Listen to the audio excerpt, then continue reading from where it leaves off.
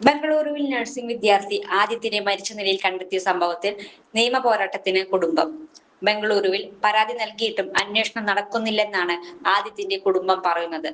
ആദിത്യൻ പഠിച്ച Bengaluru BTL nursing college Karnataka ഉപമുഖ്യമന്ത്രിയും കോൺഗ്രസ് നേതാവുമായ DK ശിവകുമാറിന്റെ ബന്ധുവിന്റേതാണ്. അതുകൊണ്ട് തന്നെ പോലീസ് അനങ്ങുന്നില്ലെന്നും കുടുംബം പറഞ്ഞു. അരുവിക്കര പോലീസിൽ പരാതി നൽകാനാണ് കുടുംബത്തിന്റെ തീരുമാനം.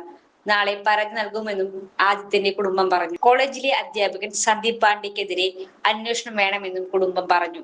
ആദിത്യന്റെ മരണത്തിന് കാരണം മാനസിക പീഡനം തന്നെയാണ്. കൂടുതൽ വിദ്യാർത്ഥികൾക്ക് അധ്യാപകനെതിരെ പരാതിയുണ്ട്. മകൻ ആത്മഹത്യ ചെയ്യില്ല. അധ്യാപകനെതിരെ നടപടിയെടുക്കാൻ കോളേജ് തയ്യാറാകണം. മരണത്തിലെ ദുരൂഹത പുറത്തു കൊണ്ടുവരണം. നീതി കിട്ടും വരെ നിയമ പോരാട്ടം തുടരുമെന്നും കുടുംബം വ്യക്തമാക്കി. മല്ലയ്യ ജ്വല്ലേഴ്സ്, ഓട്ടുപാറ, വടക്കാഞ്ചേരി. ഫോൺ 0488423266. കൂടുതൽ വാർത്തകൾക്ക് ഞങ്ങളുടെ ചാനൽ സബ്സ്ക്രൈബ് ചെയ്യുക. ഫേസ്ബുക്ക് ഫോളോ അപ്പ് ചെയ്യുക. വാർത്തകൾ വേഗത്തിലറിയാൻ എനി ടൈം